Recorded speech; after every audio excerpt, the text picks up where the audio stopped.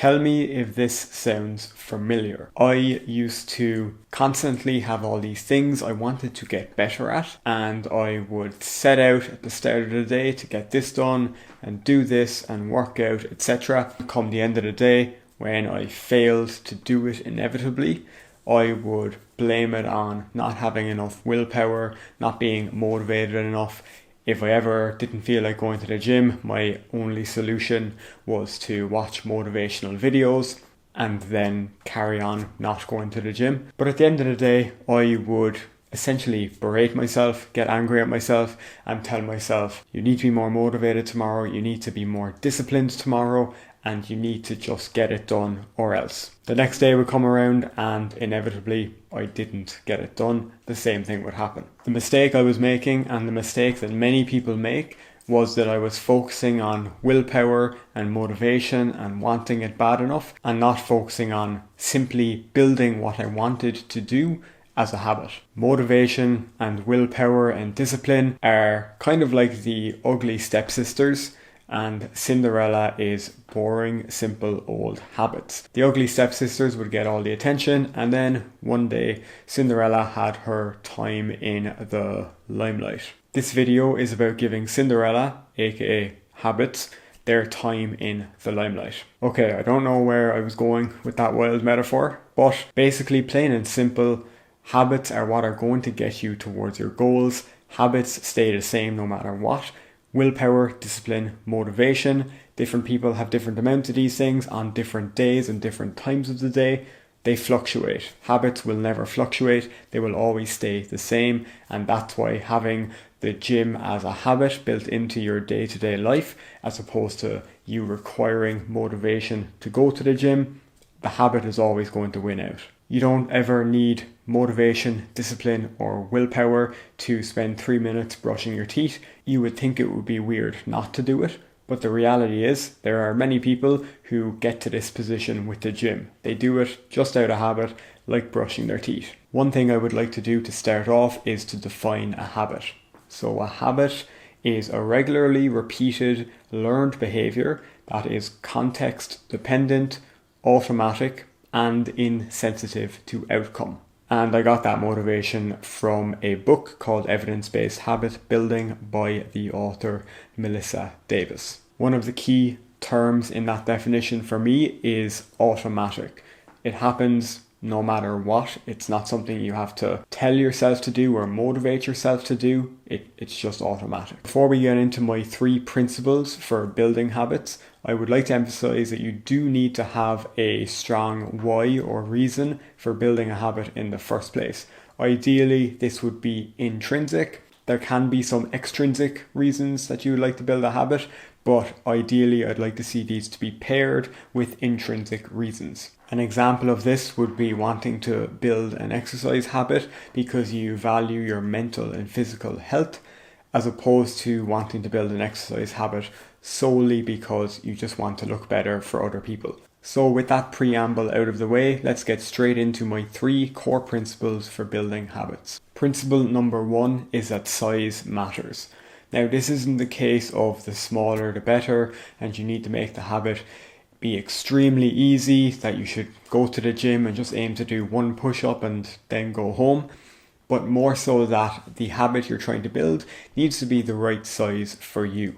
It's context dependent, it's individual dependent. For example, for one person, trying to do an hour of working out 4 days a week makes sense because maybe right now they're doing 45 minutes of working out 3 days a week. So it's not a large jump. But for someone who is currently doing zilch, working out for 1 hour 4 days a week might not be realistic. However, if you are currently doing zilch and I tell you, oh, just do 5 minutes 3 times per week, the problem with that is you're not really going to feel too great about yourself after doing 5 minutes of working out 3 times per week, because you won't really feel like you've accomplished anything. So that's why I say it's not a case of the smaller the better. There needs to be a middle ground where you are choosing a habit that is challenging enough but not too challenging. One example of me using the size matters principle was when I wanted to get better with speaking on camera.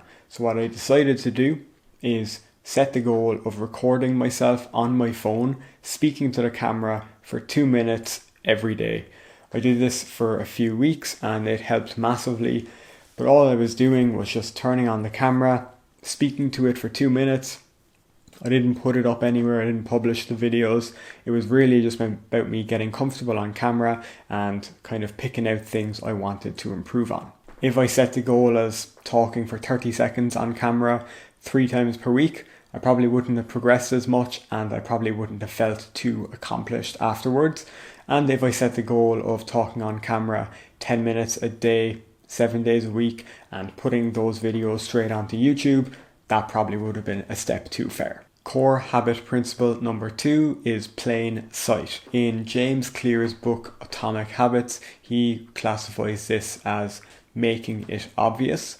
So essentially what you're doing here is whatever habit you're trying to build, make it really obvious, make it be in plain sight a lot of the time or all of the time. An obvious example here is setting out your workout gear the night before and in the morning getting straight into that workout gear, or putting out your running shoes right by the door and your running clothes. Another example is putting your multivitamins or fish oil tablets right by the kettle in the morning where you have your morning coffee. If you can see something in plain sight all of the time, it's going to be really difficult for you to ignore it. While this one thing by itself might not completely change all of your habits, it can help a lot. Core habit principle number 3 is make it enjoyable. If you don't enjoy the workouts you're doing, or if you aren't really interested in the college course you're in, or the line of work you were in, it is going to be harder to habitually complete those behaviors. This isn't to say that you have to enjoy every second of everything you do. I don't know a single person who enjoys Bulgarian split squats, but many of us do it anyway. What it does mean, however, is that you shouldn't make things dissatisfying just for the sake of it. If the hour-and-a-half workout you're currently doing is just something you dread every day, but an hour would feel like a nice length for you, it makes sense to go for the hour. If you are unnecessarily restricting foods when dieting, even though you don't need to, it would make sense to not engage in that behavior. Now, the reality is, for some people, some things just inherently aren't enjoyable. For example, studying or working isn't always enjoyable, but it's something you might just have to do. Or getting your steps in might be something you don't particularly enjoy. I do have some examples here of how I think you can make some of these less enjoyable things a bit more rewarding. If studying or working is an issue for you, sitting down at a beautifully clean desk, maybe a cup of tea, some comfortable headphones, and playing music that is appropriate for what you enjoy and the work that you're doing. If getting steps is something you usually don't enjoy but know it's important for you, you could make sure you have the right comfortable outfit. As we go into the winter months, making sure you have warm clothes on that might be waterproof, for example. As it's getting darker, that might mean having a flashlight, and your favorite podcast or audiobook can make the act of getting steps in much more satisfying for you. And lastly, a tip you can use to make a habit more enjoyable is to reward yourself for it. This might not work for everyone, but it's worth a try. Something like sitting down for a coffee in a nice cafe after your workouts could be something that you would enjoy. Another thing you could do if you had a step target every day is give yourself a monthly step target.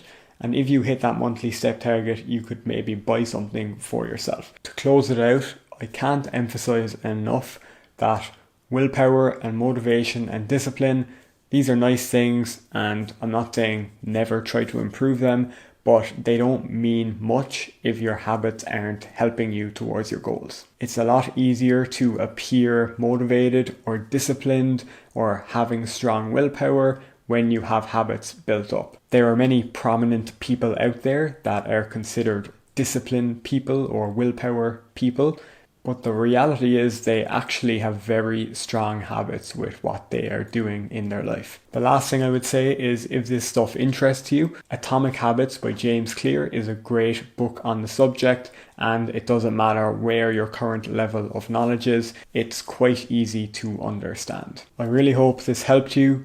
Working on habits is something I do with clients on nearly a daily basis. So if there's anything I didn't quite cover here, or any habit in particular you are struggling with, drop a comment below or message me, and I will be more than happy to give you some advice.